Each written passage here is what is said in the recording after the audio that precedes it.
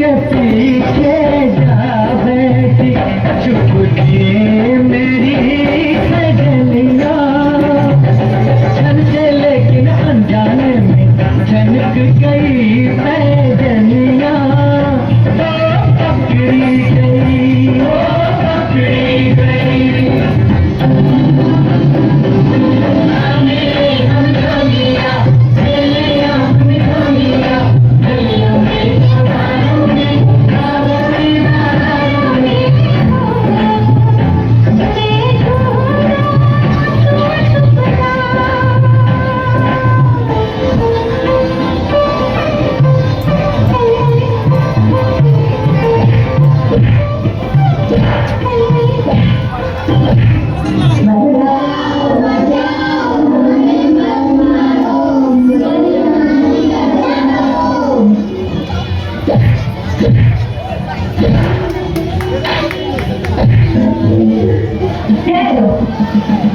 इन मासूम बच्चों को क्यों परेशान करो? इन्हें परेशान मत करो।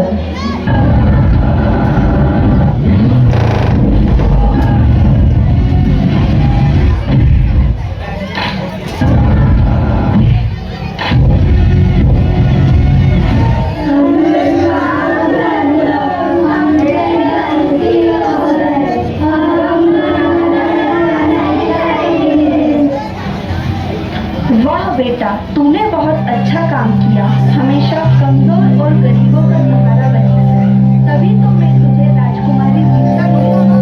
मेरी प्यारी गुड़िया, मेरी राजकुमारी।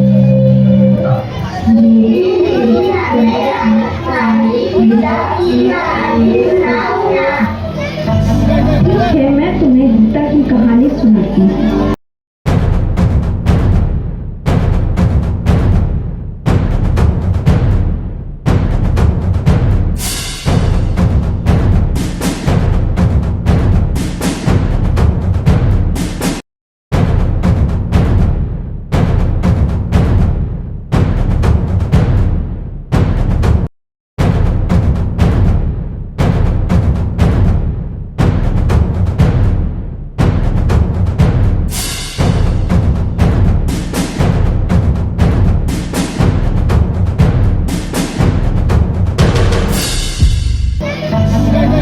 मैं तुम्हें गीता की कहानी सुनाती हूँ। यह कहानी है उस स्त्री की जिसने पुरुषों के दरबार को चुनौती दी, जिसने अपने साहस से इतिहास लिखा और जिसका नाम आज भी कश्मीर की घाटियों में गूंजता है। यह कहानी है राजकुमारी गीता की, कश्मीर की राजकुमारी। महाराज प्रणाम। क्या हुआ राशि? महाराज बधाई हो, बधाई हो। लक्ष्मी जी आई है। रानी जी ने एक पुत्री को जन्म दिया। क्या सच कर रही हो दासी? जी महाराज। दासी, हमें भी पुत्री के दर्शन कराओ। जी महाराज। आज पूरा राज्य उत्सव मनाएगा।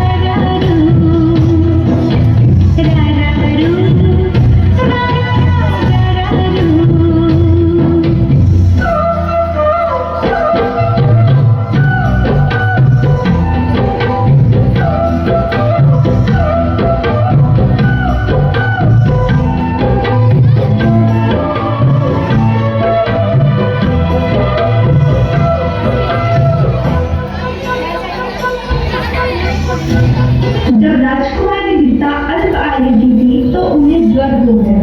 यह ज्वर इतना उसका असर एक पांव पर बन गया और मैं लंगड़ा कर चलने लगी। इसी कारण सब उन्हें लंगड़ी राजकुमारी कहने लगे।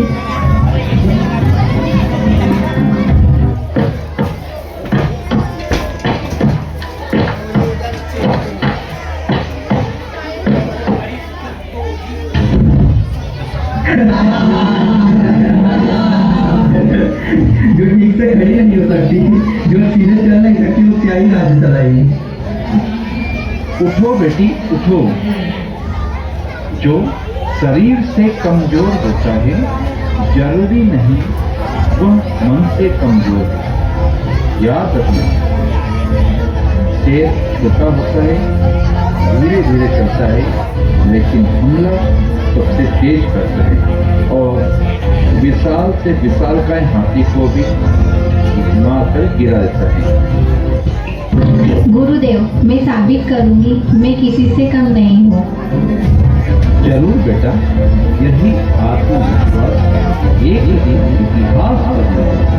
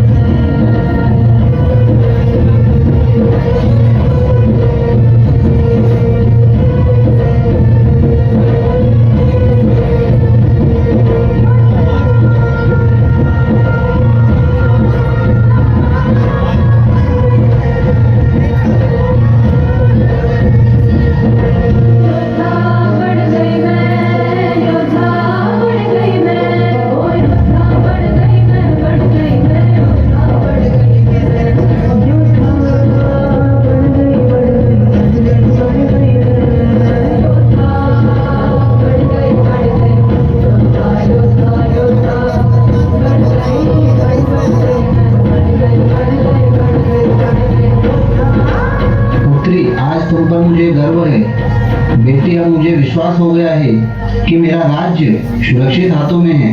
तेरे हाथों में ये राज्य सुरक्षित रहेगा।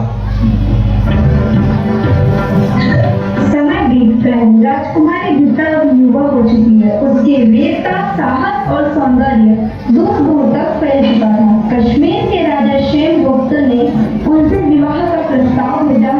ये विवाह दो व्यक्तियों का नहीं बल्कि दो राज्यों का भी मिलन था।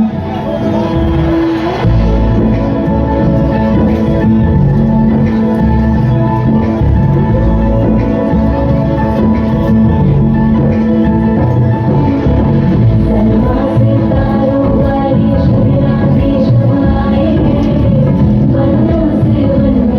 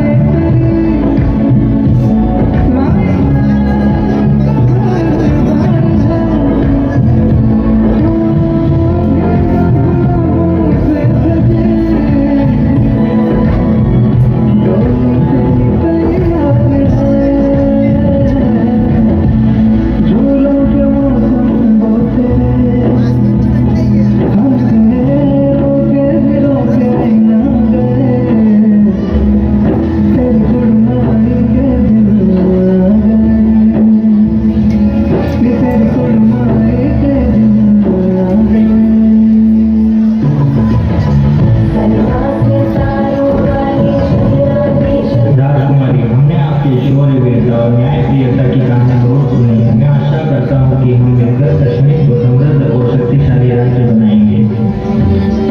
जी महाराज, मैं हमेशा आपके साथ हूँ, लेकिन महाराज ये याद रखिए कि राजधर्म सबसे बड़ा धर्म है। महाराज में प्रजा और राज्य का एक सर्वोपरि होना चाहिए। ठीक है रानी जी, हम इस बात का ध्यान रखेंगे। शाम सवेरे देखो तुमको कितना सुंदर रूप है। शाम सवेरे देखो तुमको कितना सुंदर रूप है। संग तुम्हारा ठंडी छाया सारी दुनिया धूप है। मौसम भी रंग बदलते हैं। मौसम भी रंग बदलते हैं। संदीप नजर में चलते हैं। जब तुम आ जाते हो सामने, जब तुम आ जाते हो सामने, जब तुम आ जाते हो सामने, जब तुम आ जाते हो सामने।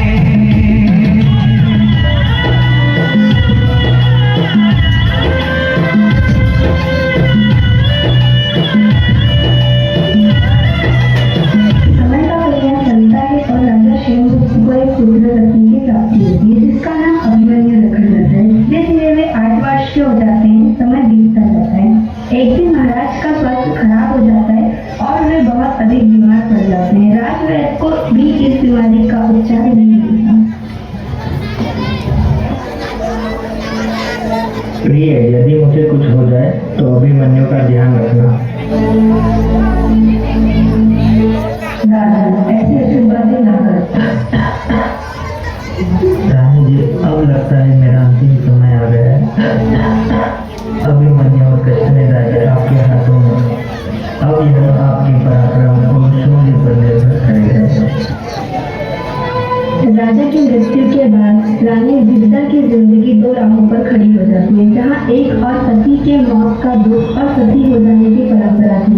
दूसरी तरफ एक नाबालिग राजकुमार के राजपाट संभालने लायक होने पर उसकी पालन पोषण और शिक्षा दीक्षा की जिम्मेदारी थी। इस कारण राजा की दूसरी रानी सुगंधा सती हुई। मैं घोषणा करती हूँ कि आज से अभिमन्यु हमारे राजा होंगे और मैं इनकी संरक्षिका। राजमाता विद्या की, राजमाता विद्या की, राजकुमार अभिमन्यु की, राजकुमार अभिमन्यु की, राजकुमार अभिमन्यु की।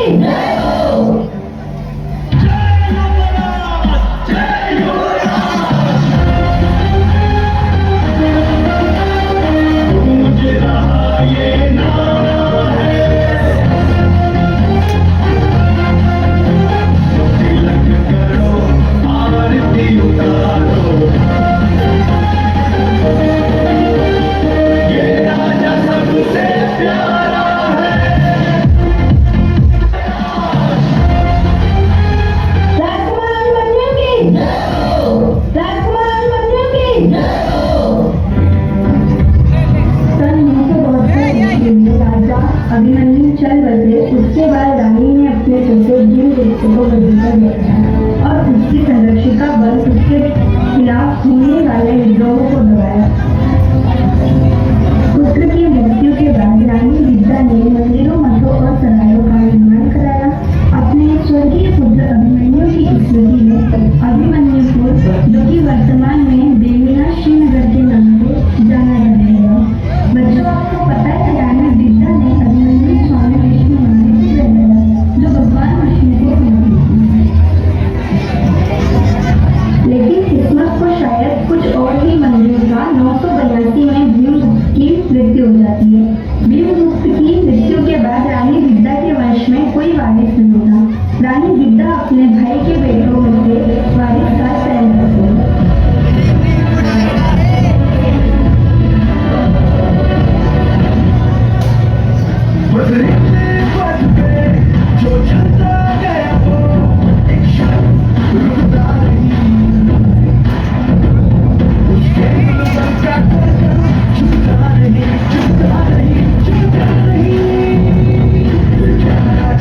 सिंहासन परिभाषा पावन ब्रह्मखंड शैया परिणाम परीक्षण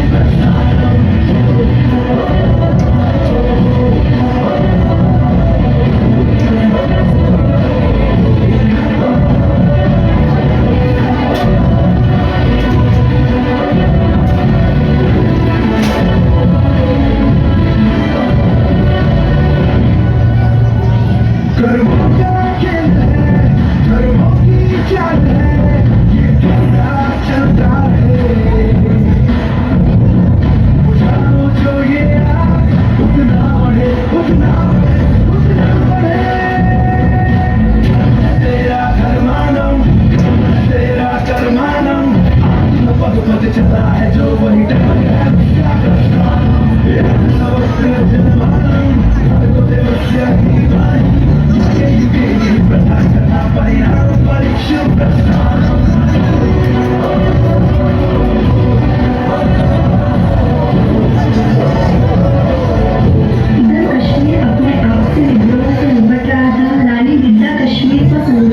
सुरक्षित करने में लगी थी। उधर महमूद गजनबी भारत के विभिन्न हिस्सों में मारकाट करते आम उठाकर पश्चिम पंजाब से कश्मीर की ओर बढ़ रहा था। कश्मीर जिसे दुनिया का स्वर्ग कहते हैं वह उसे अपने कब्जे में करने के लिए आगे बढ़ रहा था। वह बर्फ से ढकी सफेद वादियों को खून की लाल चादर उड़ाने के लिए आगे बढ़ रहा था। मैं हूँ महमूद गजनबी, माफी दया ये सारे सब है मेरे लिए अजनबी। मैं हूँ महमूद गजनबी, मैं हूँ जल्लाद, मैं हूँ अकबर लुटेरा। हिंदुस्तान में डाला है मैंने अपना डेरा, लूट कर ले जाऊंगा हिंदुस्तान में सारे धन दौलत और खजाना। मैं हूँ गजनबी को याद रखेगा ये सारा जमाना। मैं हूँ महमूद गजनबी।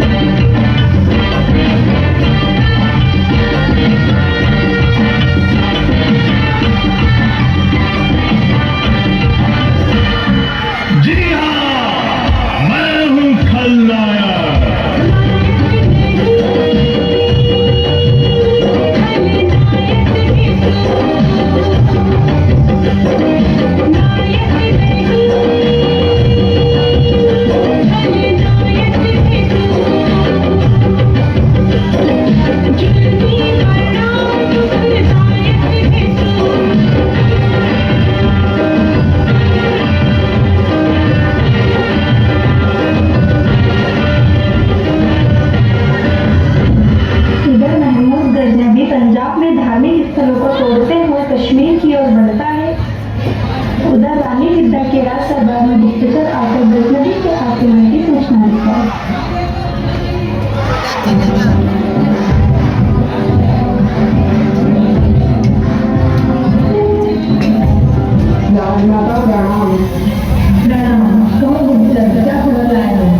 राजमाता महमूद गजनबी हमारे राज्य पर आक्रमण करने आ रहा है।